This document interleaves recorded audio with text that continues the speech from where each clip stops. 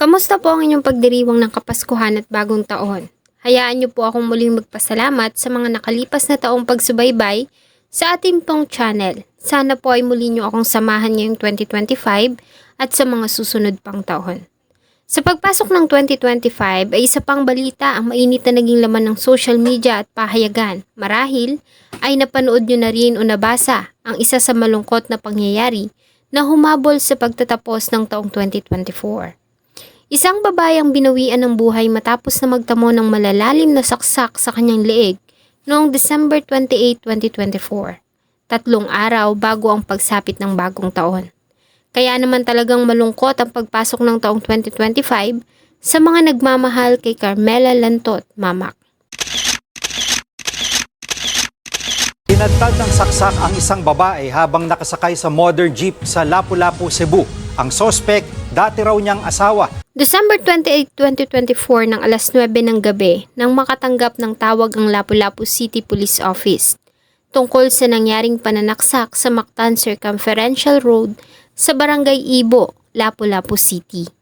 Nang magtungo sila sa lugar ay halos usad pagong na mga sasakyan dahil sa unti-unti nang nagkakaroon ng traffic sanhi ng pangyayari. Madami na din ang tao sa lugar na nakikibalita. Ang karamihan ay abala sa pagkuha ng video at pictures ng crime scene na siyang mabilis na kumalat sa social media. Sa loob ng isang pampasaherong modern jeepney ay nadatna nila ang biktima sa kalunos-lunos nitong kalagayan. Nakahandusay ito sa front seat at naliligo sa sarili nitong dugo. Agad din naman itong kinilala na si Carmela Lantot Mamak. Si Carmela ay native ng Argao, subalit na magkapamilya ay sa Lapu-Lapu City na ang mga ito nanirahan. Kahit sinong makakita kay Carmela ay una nang mapapansin na maganda nitong pisikal na katangian, magandang mukha, maamong mga mata, magandang hubog ng katawan at makinis at maputing kutis. Lumaki si Carmela sa bayan ng Argao. Inilarawan siya ng mga kapatid na isang mabait at masipag na kapatid, mapagmahal at mapagbigay na anak. Dahil sa angking kagandahan, ay marami ang mga kalalakihan na humanga kay Carmela noon. Subalit isa lamang ang lalaki na nagpatibok ng kanyang puso, ang security guard na si Gelson Mamak. Ang pagmamahalan ng dalawa ay nagbunga ng 2 supling, isang lalaki at isang babae. Subalit tulad ng iba ay dumaan din sa mga pagsubok at problema ang mag-asawa. Hanggang sa tuluyan na nga silang maghiwalay noong 2012. Naiwan kay Carmela ang 2 anak. Nang mangyari ang krimen, ang anak ni Carmela ay 21 years old na at 18 naman ang bunso. Inilarawan nila ang ina na dakila, the best mom, ika nga. Sa mahabang panahon ay ginawa nito ang lahat para mapag-aral at maibigay ang kanilang mga pangangailangan. Noong December 28, 2024 ay pumasok si Carmela sa trabaho bilang isang receptionist sa isang call center sa Mandawi City. Gabi na ito nakakauwi sa kanilang bahay sa sitio Mahayahay, Barangay Bangkal sa pareho pa ring bayan.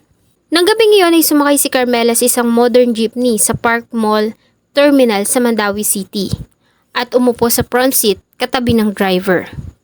Di pa man sila nakakaalis ay may mga pasahero pa ang sumakay sa nasabing jeep. Isa sa mga ito ay ang suspect. Ayon sa driver ng jeep ay sinabihan siya ng biktima na huwag pasakayin ng lalaki dahil lasing ito at ito umano ay kanyang asawa. Subalit nagawa pa rin itong makasakay matapos na sumakay ang isa pang pasahero. Umupo ang nasabing lalaki sa likuran ng biktima. Habang binabagtas nila ang Mactan Circumferential Road sa Barangay Ibo, Lapu-Lapu City, ay dito na hinawakan ng lalaki ang ulo ng biktima at saka sinaksak ito ng paulit-ulit sa kanyang leeg gamit ang isang ice pick. Dahil dito ay nagpanik ang mga pasahero ng jeep na agad na bumaba at tumakbo ganun din ang driver. Kasunod nila ang lalaki na naglakad palayo sa crime scene na tila ba walang nangyari. Naiwan sa loob ng jeep ang duguan at wala ng buhay na biktima.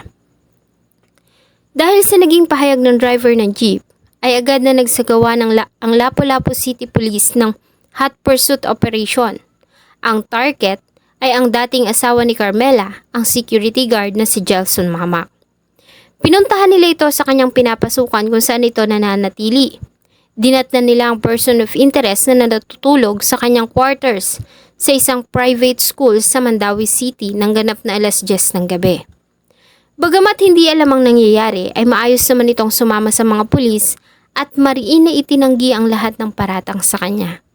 Ayon sa pahayag ni Gelson Mamak, ay hindi siya ang taong responsible sa pagpatay sa kanyang asawa. 12 taon na umano silang hiwalay na mag-asawa. At noong araw na mangyari ang krimen ay nasa trabaho siya dahil ipinagdiwang nila ang kanilang Christmas party kasama ang mga katrabaho. Nagkaroon umano ng inuman kaya naman ang malasing ay nakatulog siya sa kanilang quarters. Ayon sa kanya ay mapapatunayan ito ng kanyang mga katrabaho at maging nangkuha ng CCTV sa lugar. Sir, wala jud ko sir. Ako na Hindi po talaga ako. 12 taon na kaming maghiwalay. Pero yung time na yun, nasa trabaho ako, natutulog. Ginising na lang ako ng katrabaho ko na pinatay daw yung asawa ko. Doon ako sa paaralan. Hindi ako lumalabas dahil may party. Tapos, nalasing ako. Noong una ay positibong kinilala ng driver ng jeep si Gelson na siyang lalaki na nakita niyang sumakay sa minamineho niyang jeep at pumatay sa biktima. Ngunit base sa statement ng mga katrabaho ni Gelson Mamak, ay kasama nila ito noong December 28, 2024 nang ipagdiwang nila ang kanilang Christmas party. Sinabi din ng mga katrabaho ni Gelson na nang malasing ito ay nakita nila itong natulog na sa kanilang quarters at hindi na umalis pa. Nagulat na lamang sila na magdatingan ng mga pulis at arestuhin ito. Ang nasabing mga statement ay kinumpirma ng mga kuha ng CCTV kung saan ay nakita si Gelson na nasa trabaho ng oras na mangyari ang pagpatay. Kung ganon, sino ang lalaki na sumakay sa jeep at pumatay sa biktima? Sa follow-up investigation ay isinagawa ng Lapu-Lapu City Police ay napag-alaman nila na ang CCTV sa loob ng jeep at dashcam nito ay sira, na siya sanang makakapagbigay linaw sa pangyayari. Ayon sa pamunuan ng Lapu-Lapu Mandawi Driver Operator Transport Cooperative, ay sira ang nasabing dashcam at CCTV ng jeep at hindi pa naaayos bago nangyari ang krimen. Sa isang interview sa Bombo News Teams, ayon kay Police Lieutenant Colonel Christian Torres, ang tagapagsalita ng Lapu-Lapu City Police ay may bago na silang person of interest, maliban sa dating asawa ng biktima na si Gelson Mamak. Ayon kay Torres, ay nakilala nila ang nasabing POI mula sa katrabaho ng biktima. Ayon dito ay may karelasyon si Carmela, subalit naghiwalay ang dalawa noong February 2024. Bagamat hiwalay na ay patuloy pa rin itong sinusundan ng biktima at pinagbabantaan.